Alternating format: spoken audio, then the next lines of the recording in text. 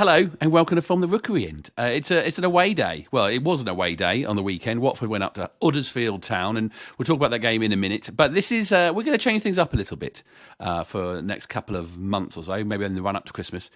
We want to do a bit more with the podcast, do something different, and basically, Mike. Hello, Mike. By the way, you right?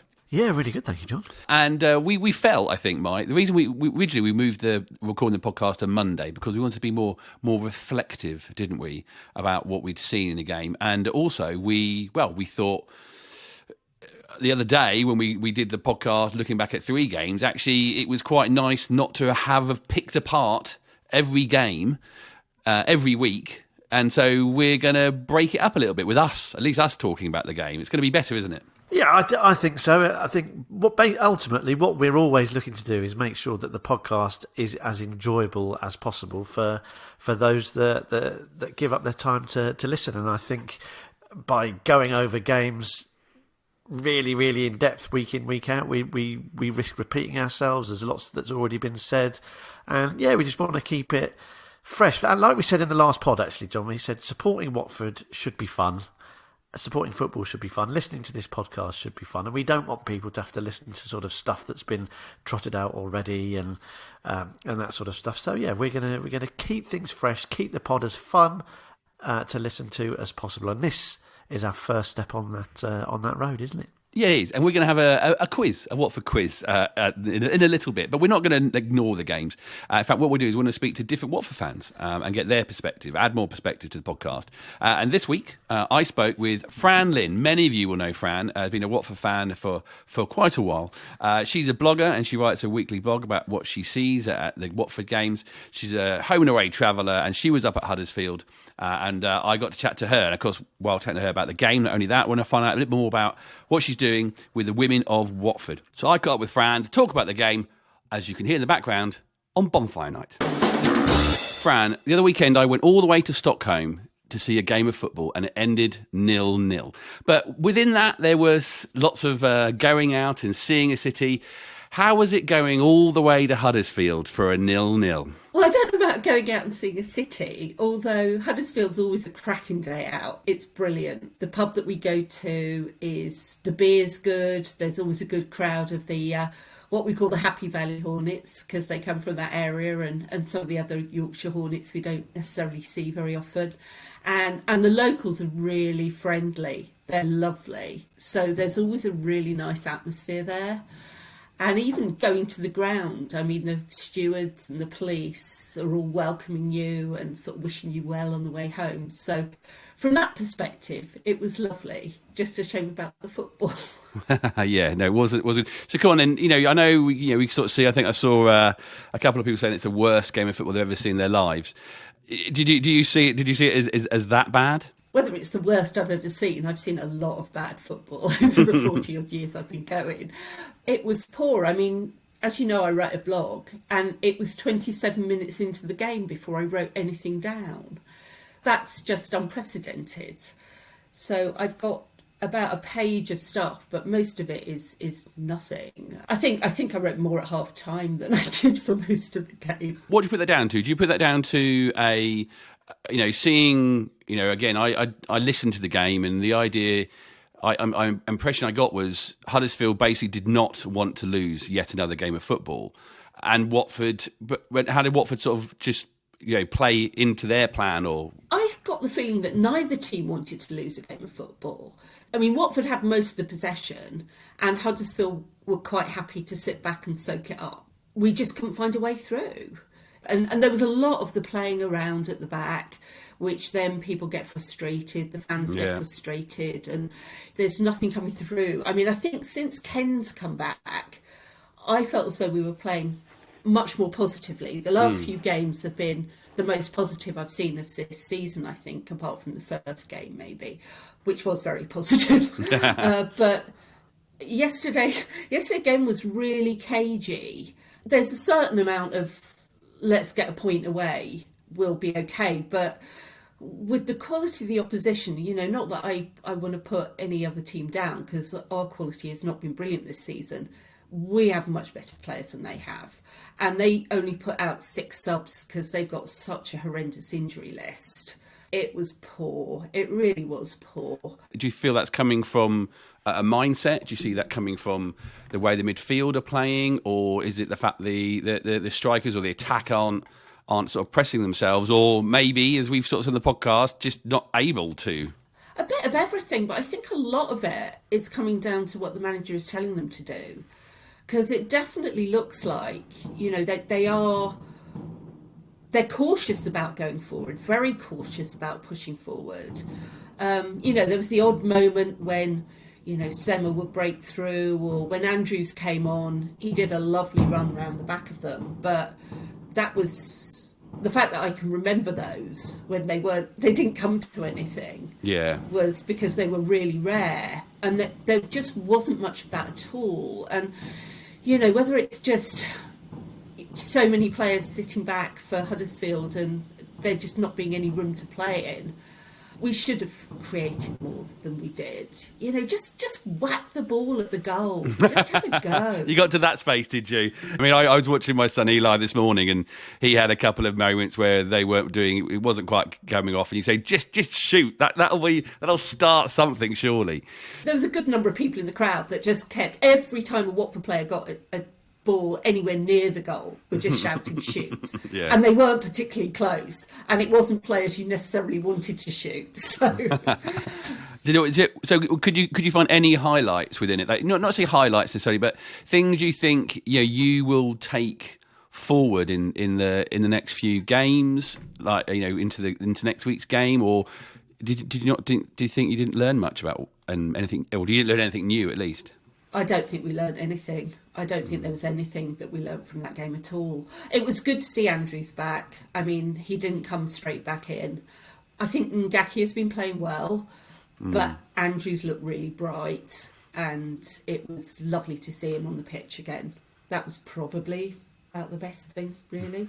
Okay. I mean, Chakvetadze has had his moments, and he's sort of come in and was given the chance.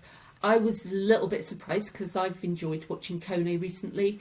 Chakvetadze has not really taken advantage of the times that he started, and it was another one of those games. But then nobody shone, so maybe it's unfair on him to say that. But I just felt as though Kone adds a bit more, maybe.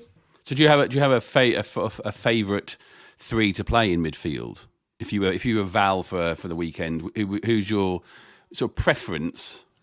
That's a good question, because it's sort of, I mean, every week you're frustrated about what they're doing and who's doing it. I mean, I think Kone has shown what he can do and has been positive. I do like Livermore. I think Livermore's been excellent. He's really sort of finding his way in. So, and Kayembe as well. I think we've seen lots of positives, not necessarily yesterday, although I think he had the best chance that we had in the game. There was a lovely curling shot. Asprilla fed him, and it was a good curling shot, and that Nichols actually had to make a save. So that was probably the most positive thing. So I would probably say Kone, Livermore and Kayembe. That sounds a sensible three, I think. The whole issue with, I suppose, the talking point with Asprilla, are you in the camp of let's get him on and as many minutes as possible? I mean, he came on very, very late in yesterday's game to really feel like he was going to have enough time to impart himself on the game. As you said, he did something at least.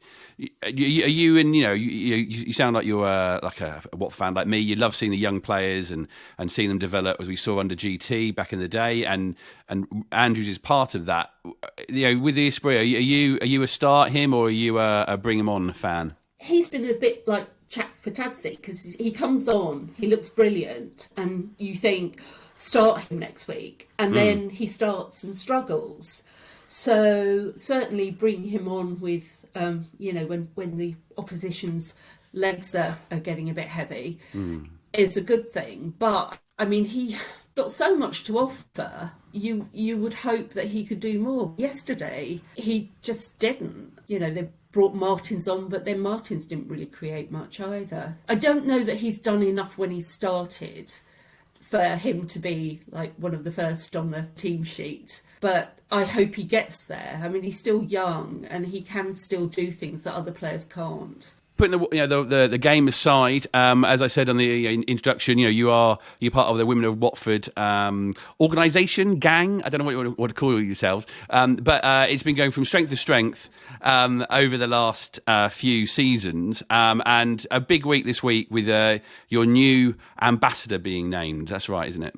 Yes, it is. It was very exciting. So since Kabasele left, we've been having discussions, and King Ken's name was one that came up, and we hadn't really done much to advance it. So we finally sort of got through. And with him being out as well, it was difficult.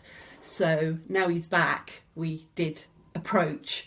And I think Kate put together a little video inviting him to be our ambassador. And he agreed. And so we went to the training ground on Tuesday morning and got to meet him. And he was as delightful as you'd expect him to be. Really, really lovely man. And said he was honoured to be our ambassador. And we're absolutely honoured to have him as our ambassador. And we had a lovely chat with him. And I spoke to him about Swansea because I've been there. And there's a photo on the website of me impersonating Kone's celebration when it came to our end at the end of the game. So I was quite happy that I made King Ken laugh. Excellent. My little celebration. So that was a good thing. So that was probably the highlight of the week, really, as far as Watford were concerned, because certainly the match yesterday wasn't. Because the other thing about him, like, it's amazing actually, like he's been with us, been on the books and stuff for so long. He's come, he's gone away, and he's shone in certain scenes and not in others. But actually, this last year, him as a person has really shone through to me, and the values he has, and the fact that he has become the ambassador for Women of Watford just absolutely fits perfectly for me. Do you feel that in terms of all the other players, he was the one that just you were really wanted to have as your ambassador? I think so, because I think he's always a positive on the pitch. He gives everything, and he can make things happen, which I felt like since he's been back, there was a more positive approach, and he does look as though, when he tries to get around the back and things, as though he is trying to make something happen. So on the pitch he's good, and I think off the pitch he is quite an inspiration. I mean, that interview with his stammer, which is really quite bad, I think the positive that he made of that was amazing. And he's always smiling and always positive, and just seems like he's a really good guy to have around. So I think we're really happy to sort of have him as our ambassador, but also to in our way as well, to show our support of him, because I think he's been sort of like a positive guy at Watford, and he's really popular. I mean, at the end of the game yesterday, obviously people were not very happy, and a couple of players, Hook was one of them, came over to throw their shirts in and got booed. And I don't know whether it was just the timing of it, but Ken was the last to come and threw his shirt and got a huge cheer. So whether the boo boys had left at that point, I don't know. But I thought that was quite interesting. He certainly didn't get booed when he came to the crowd, which was good, which was positive, because I'm very fond of him, so I would have hated it if he'd got booed. With Women in Watford, people, I'm sure people are aware of it and what have you, but maybe you've got some women listening who haven't got involved. Maybe you've got some men listening who have female friends who are Watford fans. In terms of if they do want to get involved, what is the sort of the main procedure to find out more and to get involved with the organisation? We have a mailing list, so if you can support, it's womenofwatford@gmail.com is our email address, and if you want to be added to our mailing list, just send your email to us. Our mailing list is mostly sending out emails about away games. So we have a block booking for all the away games, or at least the away games that people want to go to, which hasn't necessarily been all of them this season, because we've had some difficult away trips in midweek. I mean, Sunderland and Swansea come to mind. Not the best. So, no, so there weren't that many people there, and not a lot of takers for the Women of Watford. But we try and get a group together for most games, and then we all sit together. So it means that if there are women that travel on their own who would like to join a group, our group's there for them to join, or even women who go together, maybe would like to join a group of other women. And I know I've met a good few. I mean, I know a lot of Watford fans. I've been going for a long time and I go to all the games, but I've met so many women through this, and it's been great. I've got a lot of new friends now, and it's brilliant, and new people that we go to games with. So it's been something that, when it was first mooted, I wasn't necessarily somebody who thought that I needed it, because I go to games and I don't have a problem doing that, and I don't have a problem going to games on my own. But it's actually really lovely, if I don't have anybody else to go to, that there's somebody in this group that I can meet up with. More friendly faces. The more friendly faces, the better, I say. Yeah, especially over the last few years. 100% that. Yes. From the Rookery End, a podcast about life following Watford FC. Thank you so much to Fran for giving her a breakdown of what happened at Huddersfield. Mike's still with me, but we're joined by Jordi. Good evening, Jordi. Good evening. Let's get on with the quiz.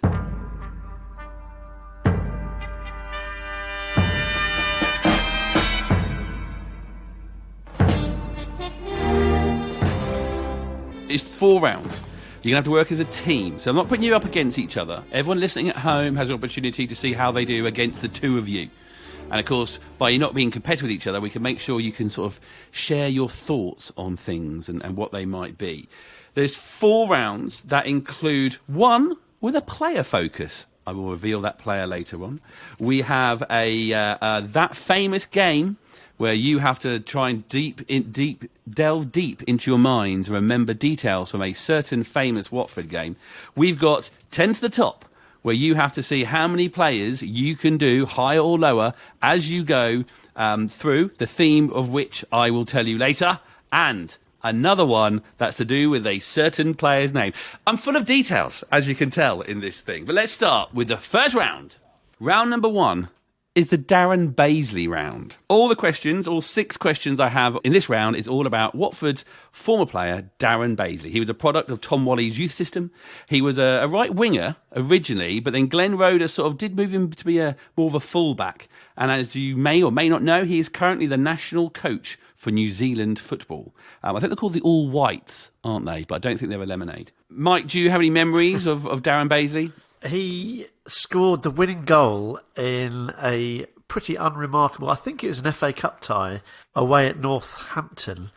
And they just moved into Sixfields. We had some of our family friends live in the Midlands and had something to do with Northampton. And they were able to get us some quite nice seats and players' lounge tickets. But ultimately, we were in the Northampton stand watching the game.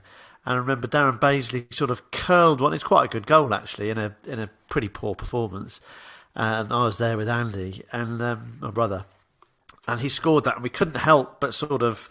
It wasn't full-on cellos. We weren't sort of tops off and twirling them round the head. But there was a definite... We definitely outed ourselves as Watford supporters. And this sort of slightly more mature lady in front turned around and went, "What the hell are you doing in here?" And sort of swiped at us with a little bag that she had.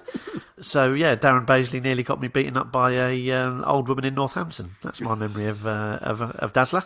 Well, my memory is I did beat him at pool once. When we interviewed him in the podcast, he denies it, but I definitely remember it. I remember it being a massive thing for like 9-year-old John that he beat Darren Baisley. Because Darren was, when he was a YTS, as they were in those days, he lodged with a family round the corner from us. So every we'd parties and stuff, he would come round and we'd a pool table. And on a black ball, it was a black ball game, I won it. And I'm sticking to it, no matter what he says. Did you say he's manager of New Zealand? Yeah. And it turns out he can pot all but the black, all black. So, I don't know. Oh, well done. He probably beat me in all the other games he played, but at least one. I got him in one. Nearly a gag there. Jordi, what about you, Darren Baisley? What are your memories of him? I think my main recollection is he got a hat-trick, didn't he? Was it at Southend or something? One of these rogue players who didn't really pipe up with many goals and then seemed to get a hat-trick in one game, I seem to recall. The other thing is that, he kind of left us when we got promoted, didn't he? And it kind of, you feel like he's I don't know when he debuted and stuff, but he's kind of feels like a 90s player. I don't remember him being in the 80s, so I don't know how many to the 90s, but obviously at the end of the 90s we get promoted and then he moves. So he didn't actually he took in the 90s and then didn't take the Premier League, which seems a bit unfortunate for him. I love the way you made the caveat there, Jordi, that he scored a hat-trick in one game. Yeah, no, well, he wasn't like an Alan Shearer type, or or a David Connolly character, perhaps, who might get more than one hat trick. I think he got a hat trick in one game, as opposed to multiple hat tricks across many games. Fair point. Okay. Well, you both give me lots of facts and figures about him. Thank God none of them are the questions that I have. So, question number 1. Thinking back, you got some good ideas about him and the eras. Which manager gave Darren his league debut? I would like to thank for the majority of the questions for inspiration and information and clarity to the Watford FC archive.co.uk, which I've used to write all these questions. So which manager do you think gave him his league debut? So it's got to be early 90s. Yeah, I'm trying to think who the order they came in post Harrison. So who were the managers? Yeah, who were the managers at that time? Perryman was around. Colin Lee. Yeah. Glenn Roeder. Roeder was up until before GT came back, wasn't he? And then before that, it would have been, was it Steve Harrison immediately before Colin Lee? Yeah, it must have been, wasn't it? So what are you thinking? Youth product. Do you think he might have got a very early debut? You got me thinking about tracksuits, right? Whenever I think of Steve Perryman, I think it must be because of one of the old videos, and he had that sort of the Buckter, sort of almost like shell suit type tracksuit on. And I think, this is the most unscientific way of trying to work out when a player made his debut, but I think I can picture Steve Perryman wearing a tracksuit and Darren Baisley wearing the same one. Okay, so you're locking in that answer of Steve Perryman? Unless Jordi can talk me out of it, that's what I'm going for. I certainly think he was a contemporary of Perryman, so he would have played under him. I'm just trying to think how old Darren Baisley is and when he would have broken in. And I reckon he's born early 70s. He's born 1972. So he'd have been about 18 in 1990, depending on when his birthday, I guess, fell. I don't think it would have been Harrison. So it's just, who was after Harrison? Was it Lee? What order was they in? I reckon it'd be the first one of those two. I think it'd almost been, we were trying to clear the decks almost, a bit like we're doing now. Funnily enough, or the hope that we haven't got a decade like the 90s ahead of us. There was Colin Lee before Perryman, but he wasn't there for very long. I reckon that's a very small window we're aiming at, if it was, if we want to say that. Just because it was a time of change, Colin Lee, but if you think Perryman, I've got no reason to say Colin Lee other than... I'm going to have to get to lock in an answer, boys. Let's test my tracksuit theory and go Perryman. He was debuted on the 5th of May 1990. A 3-1 home win against Huddersfield Town, and the manager was Colin Lee. No! So what we've learned here, Jordi, is that we apply a scientific approach to answers and not a fashion/leisure wear/training wear based approach. Question 2 on the Darren Baisley. There are 6 questions about Darren Baisley. Number 2, how old was Darren when he made his debut? I think I might have given you too many clues here. So how old was he? Somewhere between. Was he 17, 18, or was he 19? Well, he wasn't 19 if he had it in 1990. He's born in 1972. So he's either 17 or 18. And it was in May, was it? Blooming middle of the year. So there's not really much of an odds either way. It sounds really silly, but 17 seems young for players before. Like, players used to almost follow like a YTS thing. You didn't really get many players debuting at 15, 16. Given the majority of the year comes after May, I'm going to assume he hadn't had his birthday then. And so he wouldn't be 18 yet, he'd be 17. So I'm just going to say 17. Correct! Oh, yes. Well done, JC. Birthday in Good October, lad. made his debut, as many players did at the end of the season. So yes, he was 17 years old. Did you know, lads, that 27 players have represented Watford in the Anglo-Italian Cup? Was Darren one of them? Mike? Yes. Jordi, do you agree? I can't remember when it ran. It's got to be around that period, doesn't it? The Anglo-Italian Cup is the most 90s... It's the most 90s thing imaginable. Did he play for us at any point in the Anglo-Italian Cup, you're saying? Yeah. Yeah, because to Mike's point, it was a 90s thing because obviously we were in the top flight for most of the 80s. Certainly the 80s that we remember. And therefore, if he played in the 90s, unless he somehow missed out, unless he was injured. I'm assuming Watford did play in the Anglo-Italian Cup. Yeah, must have done. Yeah, badly. So Watford played, it was 1992, the beginning of the 92-93 season. We played Bristol City and we played at home and Luton away. I don't know how it worked, but that's the only records I could find. But yes, he did play in that game. Now, it's quite well known, of course, I've said that he had a career down under in Australia and New Zealand, and now, of course, is the head coach of the New Zealand national side. But he played for 3 English clubs. All of them start with the letter W. Can you name the other 2 apart from Watford? Yep, I think I can. Wolves and Walsall, definitely. It was. I would give you a fairly straightforward one there. Time in the West Midlands after Watford. But of course, I think Colin Lee, when he signed for Wolves, Colin Lee might have been his manager at that point. I don't quite know. So he played in New Zealand.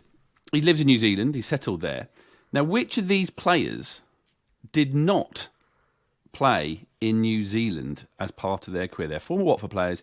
They did not play in New Zealand. Was it Darren Baisley, Richard Hill, Richard Johnson, or Richard Jobson? Which one didn't play in New Zealand, do you think? Is Jono in there as a bit of a curveball? Because he obviously played in Australia, didn't he? You saw that in Australia, didn't you? I did. Yeah, he was playing for the Newcastle Jets. He was playing at Sydney. And I saw him play for Newcastle at Sydney. I sort of the Newcastle subs were warming up, and I said, "Oh, can you get Jono? Can you get Jono?" And they were like, "What are you talking about, mate?" Everyone called Jono over there. And they just like, well, why would I go and get him to come over and talk to a member of the crowd? And I had my Watford shirt on, and they still didn't twig. But ultimately they did, and he came over and we had a good chat. Yeah, we've got a good photo of me. Yeah, me and Jono chatting by the side of the pitch in Sydney. Happy days. But I digress. Did he play in New Zealand? So there are New Zealand Kiwi teams that play in the A-League, I think, aren't there? But did he play? Jordi, which one feels more like someone who didn't? Richard Hill, of course, didn't have a great time with Watford. Post Graham Taylor. Richard Johnson, of course, was a massive part of the 1990s with Darren. Or Richard Jobson. Do you have any feelings, Jordi, on which one of those didn't play in New Zealand? Richard Jobson sounds like a trap to me, frankly. And it might be that you're playing kind of double bluff on us. Richard Hill had more of a lower league career, didn't he? Richard Jobson came through. So I wonder whether Jono retired into Australia rather than starting in Australia. And he definitely went out there after Johnson. Definitely went out there after us. Let's just say we're not going to fall in the Johnson trap. So it's between Jobson and Hill, right? And Jobson, we signed him, I think, from Burton, didn't we? So it wouldn't have been early in his career. Richard Hill sounds like a weird one, but he may have been one, like these players who go and play in remote places, or they like to play in Canada or in Malaysia or something early in their career. So I'm going to say Jobson. Jobson, yeah. Well, just because I think he's a northern lad, wasn't he? You're absolutely correct. Richard Hill did play in New Zealand, so did Richard Johnson, and of course Darren Baisley did also. There were many, actually, quite a few Watford players who did end up playing in New Zealand. Last one on the Darren Baisley round, question 6. How many goals did Darren Baisley score for Watford in his 9 years, his 9 seasons that he played at Watford? First game, of course, in the 1989-90. Didn't really come into the squad until the 91-92 season. And I suppose he sort of peaked like that late 90s, 96 and between 96 and 99, and left, of course, as Mike has already said, at the end of the 98-99 season. So how many goals do you reckon he scored? Do you reckon he scored less than 20 or more than 20? He wasn't prolific, but he was there for a pretty decent chunk of time and featured fairly regularly. He played a lot for Watford, I think, relatively speaking. And we've already, in just our sort of preamble, I remember the goal against Northampton, which certainly wasn't a fluke. He could hit a ball. Jordi's mentioned a hat-trick. So that's 4 already. And if you sort of extrapolate that out over virtually a decade-long career, I'm going to say above 20. That's not by loads, I wouldn't have thought. But Jordi, would he have scored less than 30? Right, now you've made it harder for me, haven't you? Now, so I was thinking if he played about 8 seasons for us as a regular player, featuring, he would need. I was thinking if he got a hat trick, so he would need 3 or 4 goals, 4 goals basically a season to be above 30. So I think I'd confidently say above 20. It's just whether or not was he never like a regular, ever present, and how many games we missed a couple of seasons that might have, and he did play right back as well, didn't he? For a period, which might have then curtailed his goal scoring. I would say between 20 and 30, without any real science between it. So I think 20, I'm confident, but then I tell you what, I'll give you 5 points if you get it spot on, and I'll give you 2 points if you get either side of it. So, for example, it was 35. I'll give you 5 points if you get 35. I'll give you 2 points if you said 34, or 2 points if you say 37. 6. Are you giving it away a little bit because we're saying between 20 and 30? Well, your head's saying it's going to be between 20 and 30. Yeah, I agree with Jordi. I think he could score. He definitely wasn't doing it on a regular basis. He was playing defensively for a period of his career at Watford. So definitely between 20 and 30. I would probably say towards the 20 end of the scale as opposed to the 30 end of the scale. But I'd be guessing. I don't know what you reckon, Jordi. Split the difference, 25, 24? I was concerned when I said below 30 that he would end up being on something like 32. Because I was thinking if he scored 4 goals across 8 seasons, he'd be on 32. So when it was below 30, I was thinking it might be closer to 30. But then your logic, I mean, it's only a handful of goals, you know what I mean? The question is, Mike, are you going to try and push your agenda again as you did with the first question, or are you going to make Jordi the decider? I'm going to try and rescue myself, and I'm going to impose my logic, because there is a little bit of logic in this one at least. I'm going to say 24. It was 27 goals. 281 Jordi, you were right. appearances, 27 goals, including 1 penalty. So that's our Darren Baisley round. Let's see. That was. I don't know first. That was my hardest one, I think, to see what you could try and rack from your brains from all those years ago. Next one is called That Famous Game. Now we're going to focus on a certain game from Watford's history, and this game was in August 2015. Watford kicked off their Premier League return with a 2-2 away draw at Everton. The question is, how many players can you name? You get 1 point for every correct answer.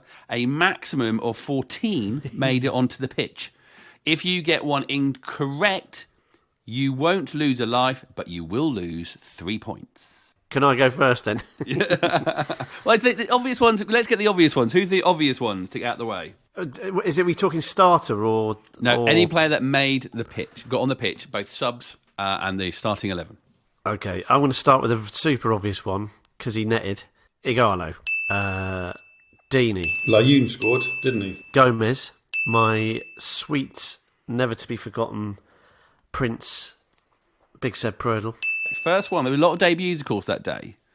Can I let you into a secret? I'm already doing exactly what I said I wouldn't do, and imagining the kit, and imagining who played in that kit. So it's the yellow one with the black stripes that were thick at the bottom and got thinner at the top, wasn't it? That first year in the Premier League. So I'm imagining those players, and it was the first year we went up. Right, so we were talking about this guy the other day. Actually, someone who I thought was probably doesn't get lauded as one of the better signings, because his career didn't go on to be absolutely amazing. But Alan Neom would have been playing, wouldn't he? He did, Mike. You were on a roll. Jordi, was Holebas playing for us then? Did he play for us in that season? Did we have him that early? I think he gave away a penalty, didn't he? Yeah, was that the game he we gave did. away a penalty when it was a handball, which wasn't a handball? Well, yeah, Holebas. I think he'd accepted his fate that he was going to sign for Watford that summer eventually. Have we had Capoue? We need another centre-back, do we? Yeah, but remember his subs as well. Okay. Cathcart? Very nice. Very nice.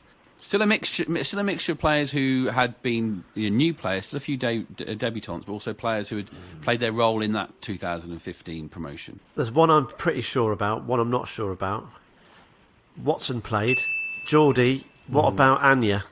Yep. I'm trying to think where he was playing. That's what I was trying to get around my head on. What we're missing. But yeah. He was still there. I'm just not sure if he played. You got 10 points so far. Do you remember? If you do get this wrong, it does go down to 3. Yeah, Anya. Are you going to put Anya in? Is that a guess? Yeah. 3 left. Well done. You had more guts than me there, Jordi. I wasn't sure about that one. Right, okay, so 3 left. I'm going to say Kike's favourite player, because it was Kike's season, wasn't it? And I'm going to say Jurado, if you make me... He did make his debut that day then. So you've got 2 left. I've got one more and then I'm out. I'm totally out. I've got no idea who the other one is. I'm sure this guy would have played, and he did. He went on to be important for us that season. Barami. Currently on 13 points. One more player to guess. One more guess. Will you make it 14? You lose 3, so you get 14 points or down to 10. You're currently, after the first round, Darren Baisley, you scored a grand total of 3. 3 out of 6, which is not too bad. You're currently now on a staggering 13. Can you make it? I think we quit while we're ahead, personally. No, you have to guess. You have to make a guess. Oh, what? It wasn't another debutante. It was another player who was part of the promotion push. So if it won't have been Vidra again, because Igalo came on and scored. But do you remember him wearing that kit, Mike? You know, can you remember Manny Vidra wearing that kit? Do you know what? I can't really. No. I think about goals that season, and all I think about is Troy and Iggy. I mean, the last player you've got to guess is he was a substitute along with Watson and Igalo, who were also subs used that day. Came on for Lyoun. What's all the clues I'm giving you? So my thinking, Mike, looking at the players we've got, is we're lacking down the right wing. So who went with us? Paredes, was he there? Was he in the Championship, Paredes, or did he join us in the Premier League? Yeah, no, he was in the Championship, so I can remember the red training top with the black thing across the top. So he was in the Championship, but I can't remember who told us that story. In training, he'd lost his voice, so he was, and for quite a long time he'd lost his voice, so he had to communicate via whistle. Incredible. But is he going to be your last choice? Oh, I don't know. Would he have featured in that first Premier League game? Jordi, one of you needs to make a choice. Who's your last guest going to be? Well, go on, Jordi. The only player I can think of who played on the right-hand side is Paredes. Do it. All right, Paredes. Put us out of our misery. Really? Blimey, how have we managed to get all of them? 14 points, boys. Fantastic. Don't know if anyone listening got any quicker, or they're shouting at the screen. Why? Of course Paredes came on and scored a goal. But he didn't come on and score a goal. Extra point for you. Who, for 1 point, can you name the 2 goal scorers? For Watford, Igalo. In Lyoun. 1 extra point. 15.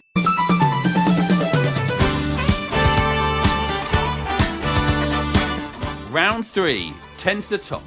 This is a very simple game. It's a higher or lower, but you will get a point for every time you get someone right in the sequence. If you get one wrong, you go back to 0. Now, the game is the age of a player when they debuted for Watford. Oh, no. The age of the player when they debuted for Watford. Not who is the oldest, but who was how old were they at the time. I have got there... Right. This with our starter. We always have to have a starter in this. So the person we're starting with is Ian Bolton. Ian Bolton, born in July 1953. He debuted in 1977, so he was 24 years old and 1 month. The question is, higher or lower, Alman Abdi? Or 8,797 days. Alman always looked like he'd had a tough paper round, didn't he? He had that twinkle in his eye. But he did look like he'd been around the block a bit. Curious sort of appearance, all in all, wasn't he? He sort of almost looked a bit sort of lollopy, a bit shambling. But obviously, we know that he was anything but. I'm going to say he was. God, I want to say younger. He was older, 25 years, 8 months, and 10 days. So no point there. So after 25 years old for Alman Abdi. Going back to our last game, Alain Niom. Was he older or younger than Alman Abdi. Can you get off the score here? Jordi? Yes, he was older. He was 27 years old. 1 point. Well done. I would have said younger. 27 years old for Alan Neom. What about Sean Dyche when he debuted for Watford in 2002? Okay, I'm going to say, just because Sean Dyche has been old forever. So was he older than 27? He'd played a lot of football by the time he played for us, hadn't he? Older. Correct. That's up to 3 points. 2 there for that one. Next, though, Chris Iwelumo. Jordi, Chris Iwelumo, what are your feelings? Was he older or younger than Sean Dyche, who debuted aged 31, 1 month and 13 days? Well, I mean, he had certainly been around for a while, hadn't he? He'd been to lots of clubs. And he didn't last long after he left us. So I'm going to say he was older. 33 years old when he debuted under Sean Dyche. Number 5, 4 points. Keith Millen. Was he younger or older than 33-year-old Chris Iwelumo? So Keith Millen was among a swathe of hyper-experienced players that we brought in to steady our extraordinarily leaky defence. I wonder what he's doing now. I wonder if he could, if he fancies lacing up the boots for a game at the moment. He'd get him organised. So he came in I think we brought in Colin Foster, didn't we, at the same time, and Dennis Bailey, and he came in in that little glut of signings. And back then, players looked older, just as a matter of course, didn't they? They 20-year-olds looked like they were about 38. But he again was experienced, had played a lot of football. I guess as a centre-back you can probably keep going a little bit longer. I think Keith Millen was probably just a little bit older, I'm going to say. So at least over 33 years old when he played for Watford. Can I intervene so we don't Yeah, lose of course our you can, points? please do. Yeah. I think Keith Millen played for us for a few seasons, didn't he? And therefore, if he had been 34 when he joined us, he'd have been really old for a player when he left. So on the basis of how many years he played for us, I think he's got to be in his 20s when he joins us. Late 20s. No. I think he would have been. Played over 6 No seasons. Yeah, the thing is, Mike, players looked older, young, but in the back in the day because we were children, and everyone looks older when you're a child. Now everyone looks young. So I'm surprised he played for 6 seasons. That's interesting. So as many as that? Yeah, I didn't realise it was that many, but I knew it was like more than like a Iwelumo. To go back to the previous one, where he kind of just appeared, seemed to be like a one season, like a Glenn Murray type character, like on the swan song of his career. So, but I think Keith Millen, we got him probably in or close to his prime. So I would say late 20s, because he was, a centre back. So I'd say he was probably in his 20s, which puts him well under. If it had been Sean Dyche, maybe, but younger than Iwelumo, I'm pretty sure he would have been on his debut. Born in 1966. Debuted in 1994, making him 27 years old. Tremendous, Jordi. Well done. Saved that one. Well done. Hopefully, this is a straightforward one. Keith Millen debuted 27 years old. What about Paul Furlong? Older or younger? He must have been younger. I reckon he was early 20s, wasn't he? Yeah. But what about Hamza Chowdhury? How old was he when he debuted for Watford? Was he older or younger than Paul Furlong? How old was Paul Furlong? He was 8,719 days, which is 23 years, 10 months and 14 days. Tricky one, but I'd say he's older. I think he's been... Yeah, let's not talk ourselves out of it. Hamza Chowdhury was older than Paul Furlong when he made his Watford debut. Yeah. He was 24 years old. Ooh, 10 unjust. months and 14 Good. days. A year older, in fact, than Paul Furlong. You got 3 left, 8, 9 and 10. You're up to level 6, but that could all go back down to 0 if these last few don't go too well. So, Hamza Chowdhury, 24 years old. John Harley, how old was he when he debuted? Was he older or younger than Hamza Chowdhury? John Harley. John Harley. Goodness me. Where did he been before us? He obviously He played was for at Chelsea. Fulham, wasn't he? He was at Fulham at one point. He started at Sheffield Chelsea. United. He knocked around. I think he was older. I think he was established, if that makes sense. Yeah, he was. So I think, Yeah. and then he didn't go on to great things. And I don't think he was necessarily as precocious as Matthew Briggs, who kind of had his, Jordi, it's close to bedtime. Don't mention that name. Oh, it is Halloween week, I suppose. Yeah, and then he kind of worked his way down. I think Harley would have been older than 23. Was it 23 or 24 we were at? 24. I think he was older. He was 28 years old. But Jason Lee, older or younger than the 28 years, 10 months and 14 days, / 10,545 days that John Harley was when he debuted. Jason Lee, older or younger? Mike, what are you thinking? I'm just trying to think what he'd done before he... Because obviously Forest is the big one that everyone remembers, but I'm not really clear on his career before that. So I'm not sure. I don't think I could say with confidence how long he'd been around I think he'd been at Southend, hadn't he, at one point? I seem to remember him. He'd been at Southend. In that blue kit. Maybe he played that game when Baisley scored, who knows? So obviously he scored that amazing goal that saw us up. I just think he was doing all right at Forest, and obviously all that stuff happened with fantasy football when he kind of went off the boil, didn't he? He got to him, so I think he was still younger. Because he played on a bit after us, didn't he?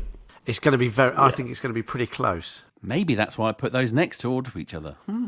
Let's go younger. To be older than 27, 28, you'd have to be quite towards the end of your career, wouldn't you, back then? So you're up to level 8. Question is, can you get level 9? Our last person in the list, John Goodall, debuted in 1903. Was he older Moses or younger than Jason Lee? And if you've listened to the podcast, or even been on the podcast, Mike, over the last few years, listened to your Hornet Heaven, do you think he was older or younger than Jason Lee when John Goodall debuted for Watford? Didn't he play for Preston when they were like really good in the 1880s? They were the Invincibles, the original Invincibles. Yeah. So if he played in the 1880s and he joined us when? 1903. God, this is where we need Colin on. He would have seen him in action. In every sense, John Goodall is older than Jason Lee. He absolutely was. 40 years old, 2 months and 18 days. He was the oldest player. I don't think he's the oldest Watford player ever, but yeah, he was. As you're right, he was the original Watford manager, first ever Watford manager, but of course joined as a player. So yes, boys, you made it to level 9. 9 in a row. And that's Despite my best efforts to cut us off at the knee again. First round, you only scored 3. Second round, you scored 15. Plus another 9. I can't add it up at the moment. But let's go into the final round. This is going to be a timed round. I'm giving you 30 seconds, and only 30 seconds, between the two of you to name me as many players whose first name begin with a certain name that I'm going to give you in a minute. I'm going to give you the name, and then I'll start the clock. First name, and then I'll start the clock. You have 30 seconds to name as many as you can of former Watford players whose names start with this Christian name. It includes Stephen, but also Steve. Go. Steve Terry. Steve Butler. Steve Glass. Stephen Glass. Stephen McGinn. Stephen Brooker. Steve Cherry. Bloody hell, Judd. Steve.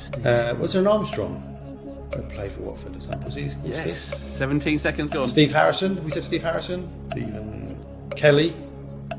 Stephen Glass. Steve Morrow, who got dropped. Oh, well done. Stevie Palmer. Steve Palmer. Did we get Steve Sherwood? And Steve Sims. Well done. Oh. God, yeah. I had a complete meltdown. So you have scored 13 in that one in 30 seconds. Absolute corkers there, Jordi. Brooker and Armstrong. Absolutely crazy. I didn't think those at all. The one you didn't get, who I thought you would be one of my other sort of out the left side, Stephen Tallboys. Oh. Yeah. Steve Cabba. Oh. Yeah. Legend. Stephen Hughes. Stephen Hodge. Oh, goodness me. Stevie Hodge. Yeah. And Mike, you're going to kick yourself for forgetting the greatest loanee of all the loanees, Steve Leo Bellick. No, I'll tell you what though, John. Very, very good. So here's the final results. Now, you've probably been playing along at home, keeping your own scores, of course, hopefully. But boys, I don't know what it was out of him completely. You got 4 out of 6 in the Darren Baisley round. I think I said 3 earlier on. You actually got 4. Second round, but you scored 15 in that famous game. Very proud of that. In 10 to the top, you were able to, apart from a stumble to begin with, you got 9 in a row. That's 9 points there. And in that last round, you were able to dig deep and find a grand total of 13 Steves. So you now are the proud owners of 41 from the Rookery End points.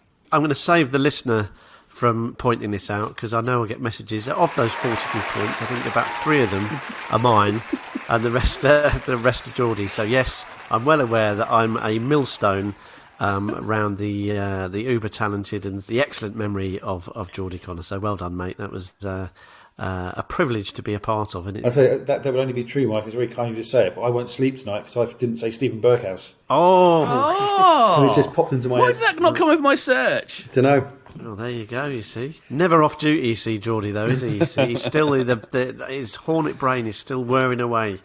Yeah, absolutely tremendous. Yeah, I used the search function on the Watford Football Archive. I don't know if I use it correctly. But yeah, if there are other Steves you can think of that weren't on my list, then do send them in at Watford Podcast on socials. So, of course, we'll be back again next weekend once Watford have had the visiting of Rotherham.